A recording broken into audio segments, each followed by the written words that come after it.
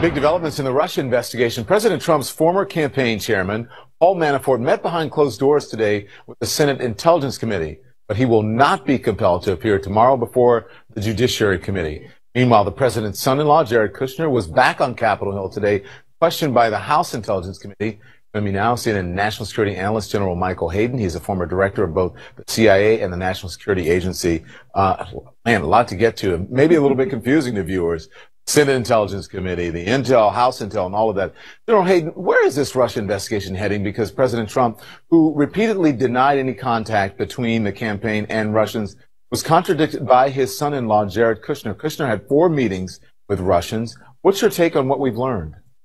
Well, first of all, President Trump, the Trump campaign, the transition team, Don, just took an absolutist approach to any suggestions of contact with the Russians. And they just simply said there weren't any. They didn't do any homework. There wasn't any great care. It's kind of indicative of a lot of things that have been said by the administration. And now as you begin to peel this back, there turns out to have been an awful lot of contacts, which may lead nowhere. I mean, we've got to let the investigation take its course. But it certainly puts the lie to the claim that there were no contacts. And frankly, the more you learn, the more you're forced to conclude that at a minimum, Mr. Trump's campaign was naive in terms of its view towards the Russians. It certainly doesn't help them on the credibility level. You know, you told Ryan Lizza that everyone you're speaking with thinks that Don Jr. meeting at Trump Tower was a Russian intel operation. Why do they believe that?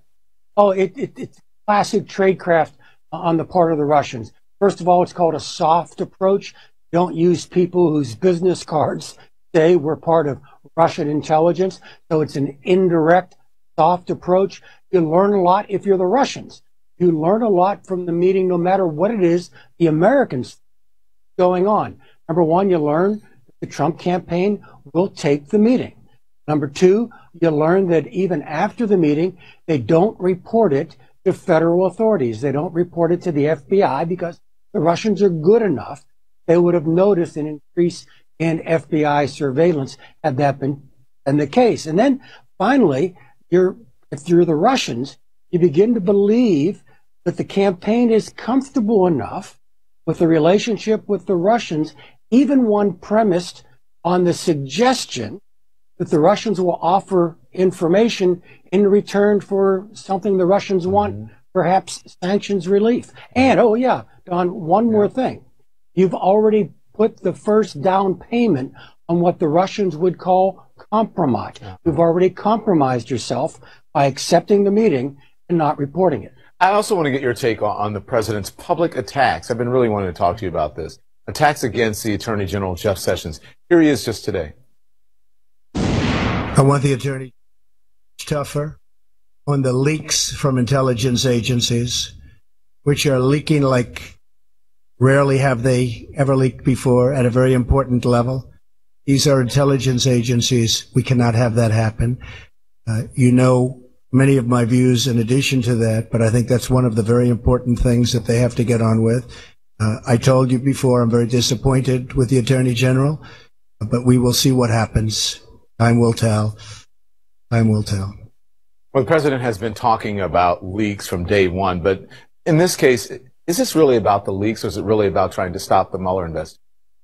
Well, in my view, it's about the latter, not the former. And a couple of other observations, Don. Number one, in my old profession, 39 years in the American Armed Forces, what you just saw there would be called undue command influence on a judicial process.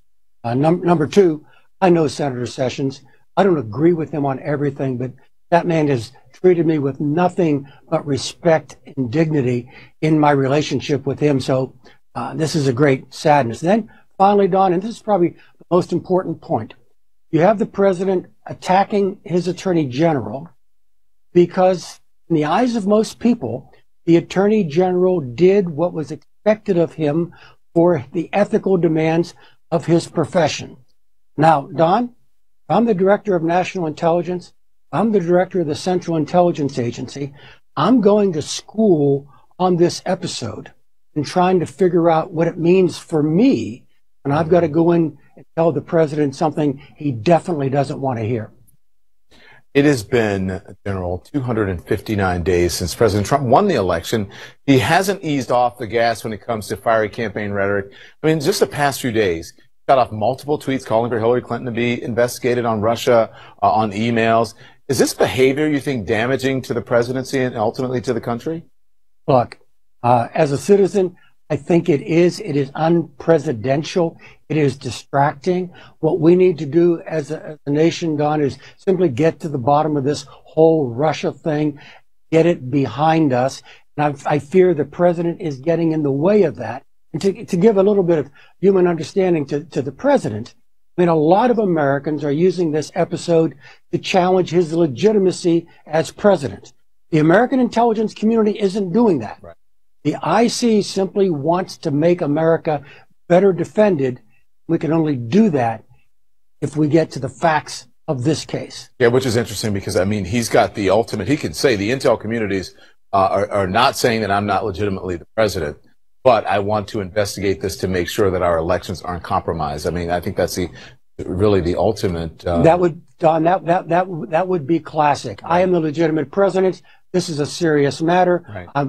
I'm going to go to Camp David with my intelligence community chiefs. We're going to get to the bottom of this. I know you were at the Aspen Security Forum last week, and I want to get your reaction to some of what we heard there from the current directors of the CIA and the DNI. Watch this. I am confident that the Russians meddled in this election, as is the entire intelligence community. Can you just tell us, is there any dissent within the intelligence community that you oversee on the question of whether the Russians interfered in the American election? There is no dissent. And I have stated that publicly. Everyone's on board. And I stated it to the president. So we learned last night from the new White House Communications Director, Anthony Scaramucci, that President Trump doesn't accept the intelligence conclusion on Russia. President Trump is taking Putin at his word.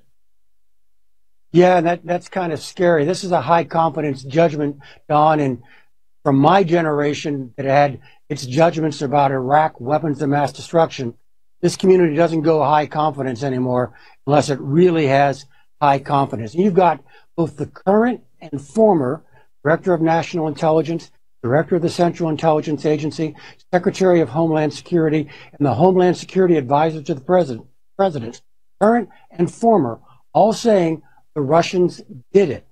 And yet, for whatever personal reasons, the President can't accept it. That's a little scary going forward, because it suggests there may be other circumstances in which the president, for his own reasons, rejects what his intelligence community is telling him. Always a pleasure to have you on. General Michael Hayden, thank you.